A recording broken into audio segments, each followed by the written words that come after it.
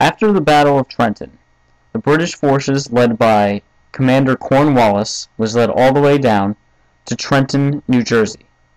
At this point, George Washington's forces were resting there after the battle they had just fought against the German mercenaries, or other known as the Hessians.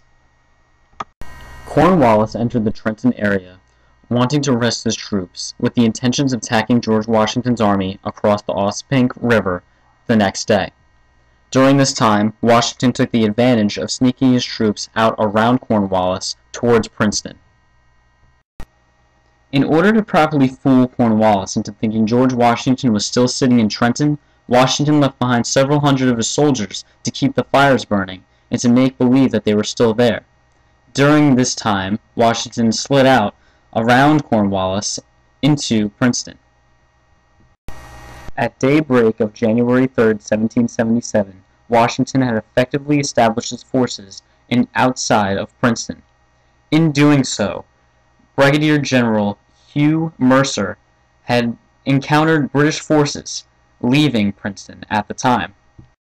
The head of those British forces was Lieutenant Colonel Mawhood, who was en route to meeting up with Cornwallis after leaving some small forces at Princeton University.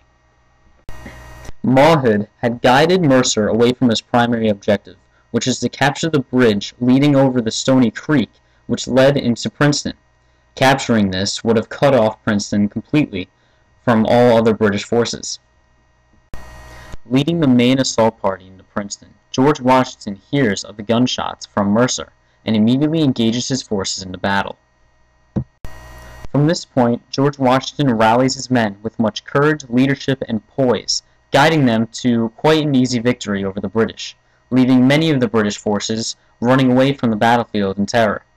George Washington referred to it as quite a fox hunt for his soldiers.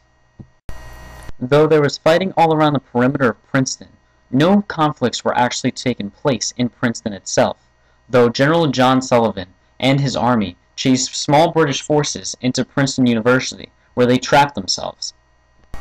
Legend has it that one of the American cannonballs had gone through the window of Nassau Hall, the principal building of Princeton University, and had actually decapitated a portrait of King George II himself. Many say the soldiers took that as a really bad sign, and immediately surrendered after that happened. To this day, cannonball dents can clearly be seen alongside of Princeton University. By dawn, Cornwallis had learned about George Washington's whereabouts, as well as what has been happening in Princeton. As frustrated as Cornwallis was, he led all of his forces up Stony Creek through harsh weather conditions and frigid waters, only to find that Washington had fled the scene of Princeton. Understanding the situation at hand, George Washington had to make a big decision. Seeing all the momentum that George Washington had built up over the past victories, he realized that he could possibly take New Brunswick and everything that it had, or he can rest his soldiers knowing that Cornwallis was chasing after him.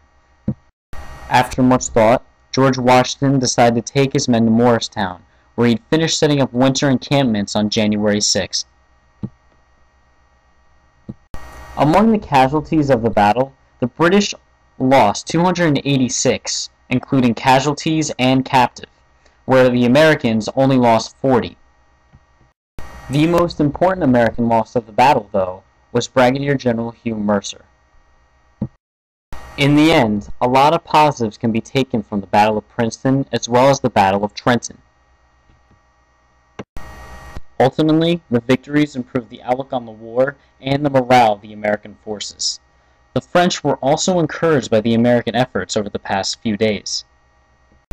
Most importantly, George Washington was finally able to establish victories against the British and take territories away from them.